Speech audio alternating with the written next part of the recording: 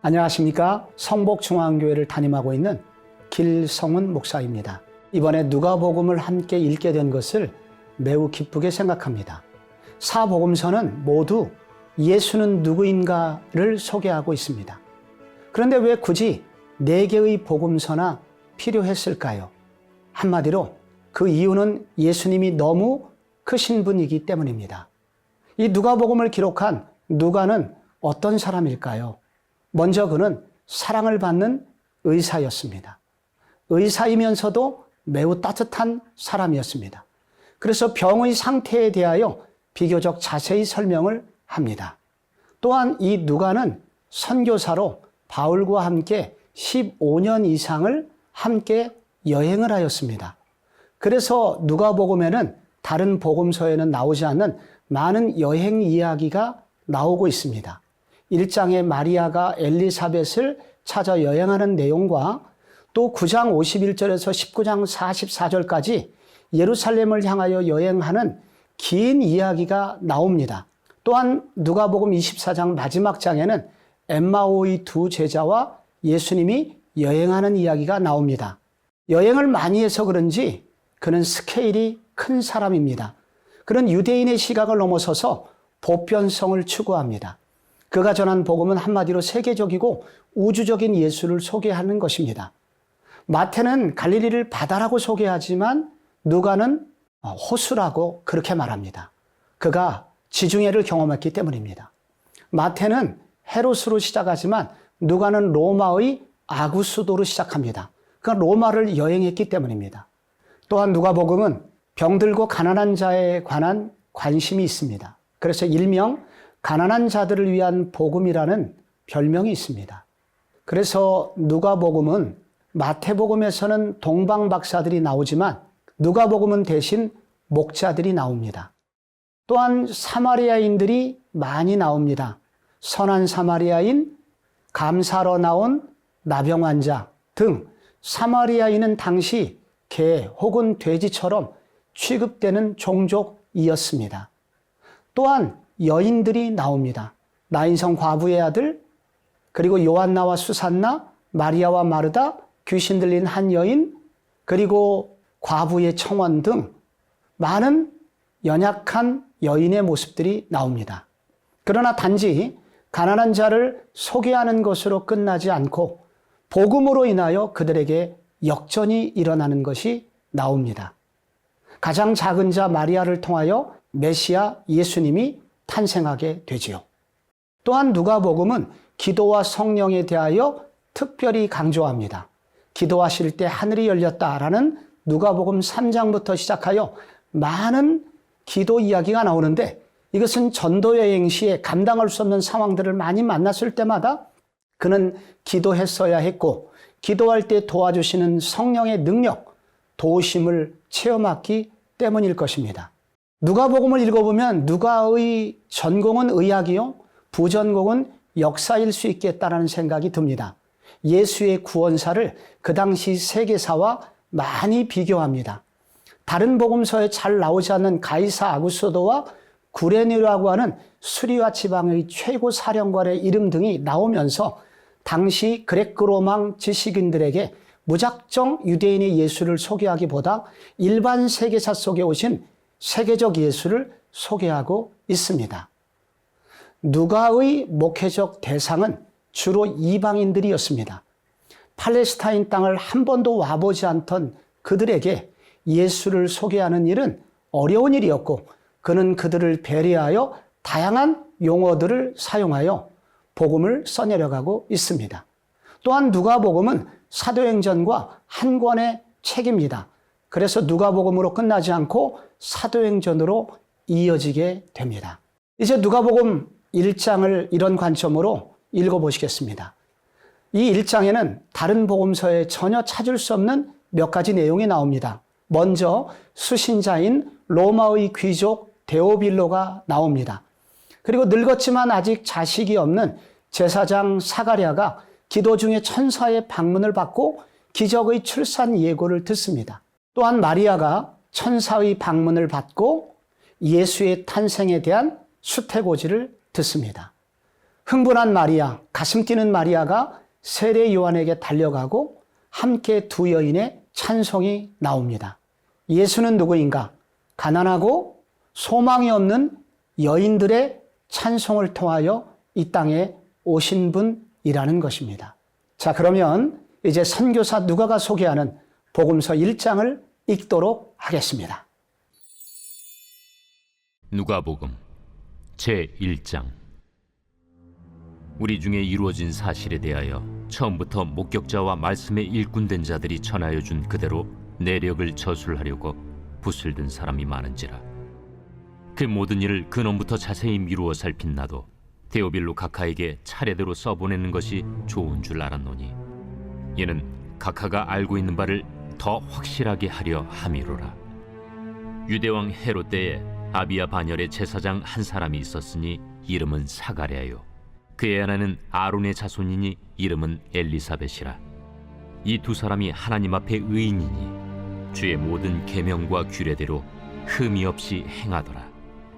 엘리사벳이 잉태를 못하므로 그들에게 자식이 없고 두 사람의 나이가 많더라. 마침 사가랴가 그 반열의 차례대로 하나님 앞에서 제사장의 직무를 행할세 제사장의 전례를 따라 제비를 뽑아 주의 성전에 들어가 분향하고, 모든 백성은 그 분향하는 시간에 밖에서 기도하더니 주의 사자가 그에게 나타나 향단 우편에 선지라.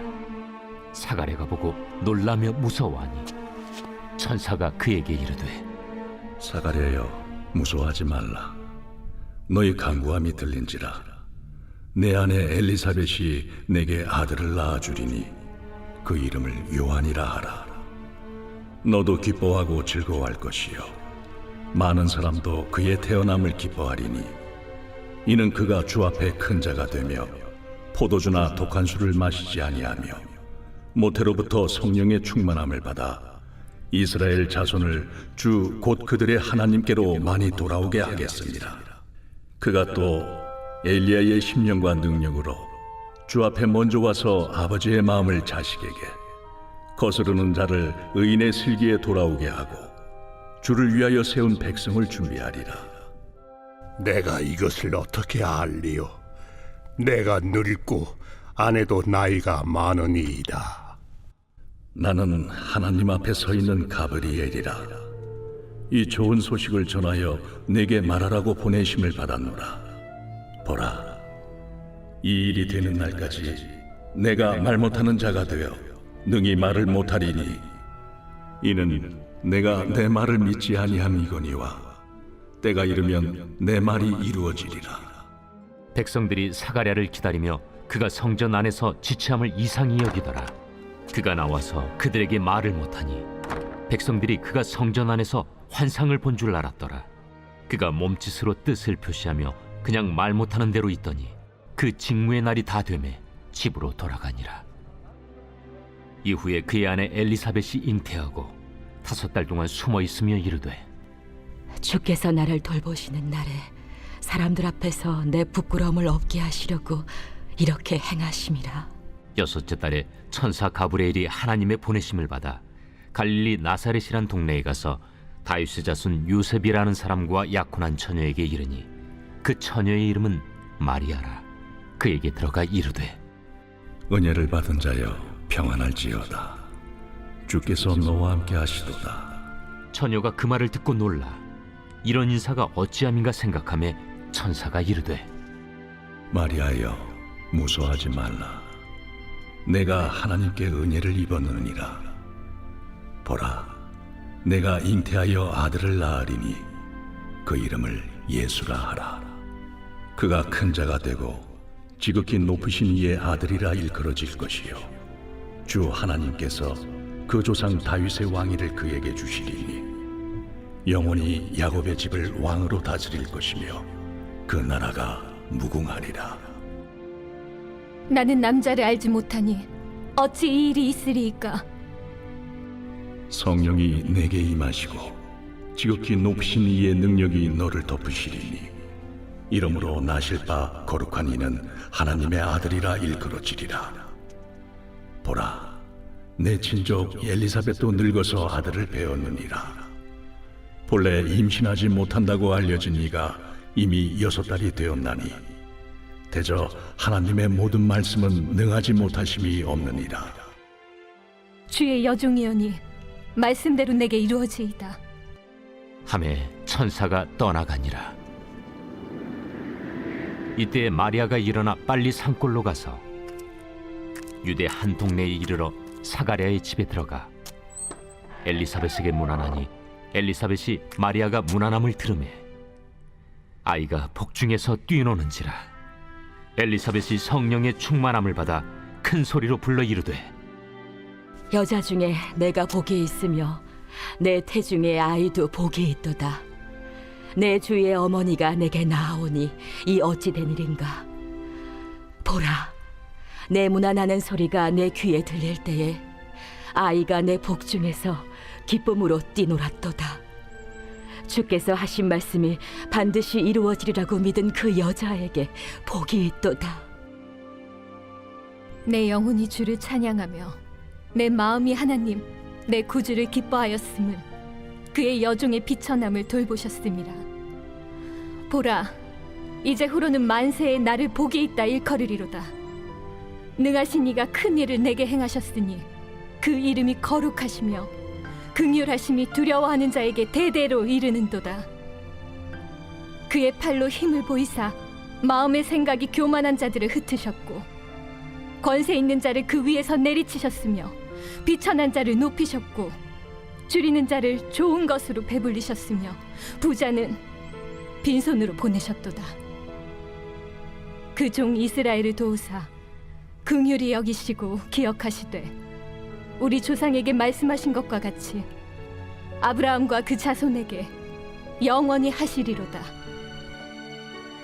마리아가 3달쯤 함께 있다가 집으로 돌아가니라. 엘리사벳이 해산할 기한이 차서 아들을 낳으니 이웃과 친족이 주께서 그를 크게 긍휼히 여기심을 듣고 함께 즐거워하더라. 8일이 되매 아이를 할례하러 와서 그 아버지의 이름을 따라 사가랴라 하고자 하더니 그 어머니가 대답하여 이르되 아니라 요한이라 할 것이라. 내 친족 중에 이 이름으로 이름한 이가 없다. 하고 그의 아버지께 몸짓하여 무엇으로 이름을 지으려 하는가 물으니 그가 서판을 달라 하여 그 이름을 요한. 이라 쓰매 다 놀랍게 여기더라. 이에 그 입이 곧 열리고 혀가 풀리며 말을 하여 하나님을 찬송하니 그 근처에 사는 자가 다 두려워하고 이 모든 말이 온 유대 산골에 두루 퍼지매 듣는 사람이 다 이 말을 마음에 두며 이르되 이 아이가 장차 어찌 될까? 하니 이는 주의 손이 그와 함께 하심이로라. 그 부친 사가랴가 성령의 충만함을 받아 예언하여 이르되 찬송하리로다. 주 이스라엘의 하나님이여, 그 백성을 돌보사 속량하시며 우리를 위하여 구원의 뿔을 그 종 다윗의 집에 일으키셨으니 이것은 주께서 예로부터 거룩한 선지자의 입으로 말씀하신 바와 같이 우리 원수에게서와 우리를 미워하는 모든 자의 손에서 구원하시는 일이라. 우리 조상을 긍휼히 여기시며 그 거룩한 언약을 기억하셨으니 곧 우리 조상 아브라함에게 하신 맹세라. 우리가 원수의 손에서 건지심을 받고 종신토록 주의 앞에서 성결과 의로 두려움이 없이 섬기게 하리라 하셨도다. 이아이여, 내가 지극히 높으신 이의 선지자라 일컬음을 받고 주 앞에 앞서가서 그 길을 준비하여 주의 백성에게 그 죄 사함으로 말미암는 구원을 알게 하리니 이는 우리 하나님의 긍휼로 인함이라. 이로써 돋는 해가 위로부터 우리에게 임하여 어둠과 죽음의 그늘에 앉은 자에게 비치고 우리 발을 평강의 길로 인도하시리로다. 아이가 자라며 심령이 강하여지며 이스라엘에게 나타나는 날까지 빈 들에 있으니라.